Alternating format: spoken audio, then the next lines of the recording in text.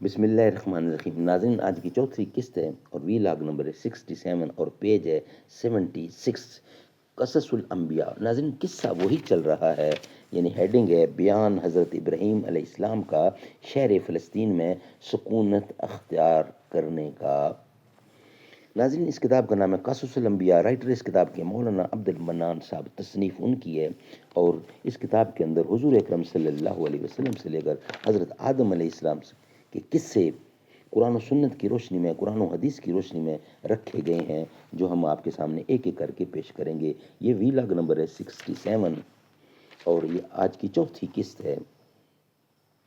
نحمده ونصلی علی رسولہ الکریم، بسم اللہ الرحمن الرحیم۔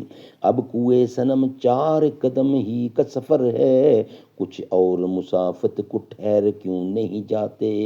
زمیں مانگتے تھے نہ زر مانگتے تھے، پیغمبر خدا سے عمر مانگتے تھے۔ پہاڑوں پر بھی خوف طاری ہو جس کا، زمین پر وہ ایسا بشر مانگتے تھے۔ تمام لشکر فوج زمین باطل میں لا کر جمع کرتا رہا۔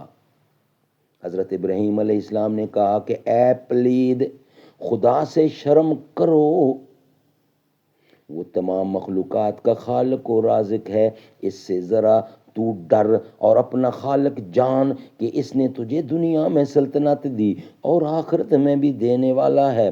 اس پلید و ناپاک نے کہا کہ مجھے تیرے خدا سے کچھ حاجت نہیں۔ تب حضرت ابراہیم علیہ السلام نے خدا سے دعا مانگی، اے بارِ الہ، یہ ملعون نافرمان تیرے ساتھ مقابلہ کرنا چاہتا ہے، تو اس کو ہلاک کر۔ تب حضرت جبرائیل علیہ السلام آئے اور حضرت ابراہیم علیہ السلام سے کہا کہ تمہاری دعا قبول ہوئی ہے۔ پس نمرود نے 60 لاکھ سوار ذرا پوش تیار کر کے حضرت ابراہیم علیہ السلام سے کہا کہ خدا کو اگر طاقت ہے تو کہہ دے کہ دنیا کی بادشاہی ہم سے چھین لیں، مگر پہلے میری فوج سے آ کر لڑے۔ تب حضرت ابراہیم علیہ السلام نے جناب باری میں عرض کی، حکم آیا کہ کیا مانگتا ہے؟ حضرت ابراہیم علیہ السلام نے کہا کہ خدایا، تیری مخلوقات میں سے مچھر ادنا، ضعیف اور ہر جانور کی خوراک ہے، میں اسے مانگتا ہوں۔ فرشتوں کو حکم ہوا کہ مچھروں کو چھوڑ دیں، اور اسی وقت فرشتوں پر فرمان الہی ہوا کہ تمام کوہ و کاف میں جا کر مچھروں کے سوراخوں میں سے ایک سوراخ کھول دو۔ فرشتوں نے عرض کی، یا الہی کتنے مچھر چھوڑ دیں؟ حکم ہوا کہ صرف 60 لاکھ مچھر چھوڑ دو۔ 60 لاکھ مچھر چھوڑ دو تاکہ ہر ایک سوار کے مقابلے میں لشکر نمرود کے ایک ایک ہو جائے، تو نمرود اپنی قوت اور شجاعت کو دیکھے اور معلوم کرے۔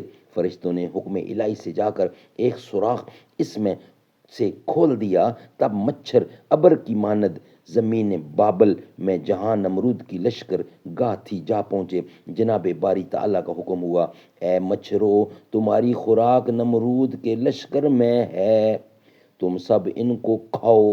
تب حضرت ابراہیم علیہ السلام نے اس سے جا کر کہا کہ اے نمرود، دیکھ میرے خدا کی فوج آ پہنچی ہے۔ جب نمرود نے دیکھا کہ مانند ابر سیاہ کے ہوا پر کچھ چلا آتا ہے، تو اس لعین نے اپنے سپاہیوں کو کہا کہ ہاں، ہوشیار ہو کر علم کھڑا کرو اور لڑائی کا نکارہ بجاؤ۔ انہوں نے ویسا ہی کیا، اور کہتے ہیں کہ شور و غل سے نمرود کے لشکروں کے زمین میں زلزلہ پڑ گیا۔ بس کیا تھا کہ آنن فانن فوج الہی آ پہنچی۔ شور و غل آدمیوں کا جو نمرود کے لشکر میں ہو رہا تھا، مچھروں کی آوازوں سے کم ہو گیا، اور جہاں پر فضا پڑ گیا، اور مچھروں کے غل سے جہان پر ہو گیا، اور مچھروں کے غل سے جہاں پر ہو گیا، جہان بھر گیا یعنی پر ہو گیا، اور جوش و خروش اس مردود کا جاتا رہا، اور ہر سوار کے سر پر ایک ایک مچھر بیٹھ گیا، اور مچھر اپنے ڈنگ ان کے سروں میں چبو چبو کر مغز اور گوشت اور پوست اور رگ و آنت اور خون سواری سمیت سب کا سب کھا گئے، اور خدا کے فضل و کرم سے مچھر ذرا بھی ماندے نہ ہوئے، ڈھیلے نہ ہوئے، اور ایک دوسری روایت میں ہے کہ ہڈی تک ان کی کھا گئے۔ اس ملعون کے لشکر کی لشکر گاہ میں ایک آدمی بھی باقی نہ رہا، اور ایک مچھر کا اور ایک مچھر کانا لنگڑا لولا، غرض کہ ہر عضو میں اس کے نقص تھا، وہ سردار مچھروں کا تھا، وہ مچھروں کا سردار تھا۔ اس نے خدا کی درگاہ میں عرض کی کہ الہی، نمرود ملعون کو میرے ہاتھ سے ہلاک کر، تو اس کے عوض مجھے ثواب ملے، تو اس کے عوض مجھے ثواب ملے۔ پس خدا نے اس کی معروضات قبول فرما لی۔ جب نمرود مردود اکیلا گھر کی طرف بھاگا اپنی لشکرگاہ سے، تو بالا خانے میں حرم بابل کے بیٹھ کے یہ تشویش کر رہا تھا کہ ہمارا اتنا بڑا لشکر سارے کا سارا مارا گیا۔ ناظرین، یہ ویلاگ یہاں ہی کمپلیٹ کرتے ہیں۔